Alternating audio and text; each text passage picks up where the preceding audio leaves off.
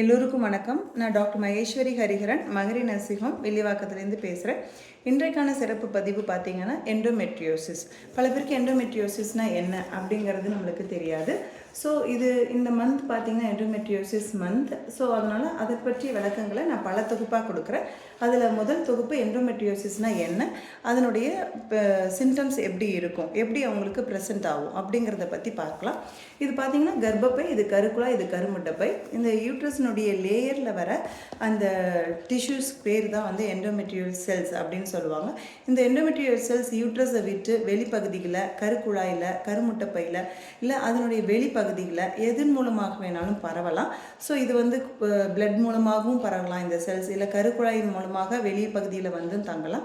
So இதனால் ஏற்படுற symptoms அப்படின்னு பார்த்தீங்கன்னா அவங்களுக்கு சிவியராக பெயின் இருக்கும், ஹெவி ப்ளீடிங் இருக்கும்.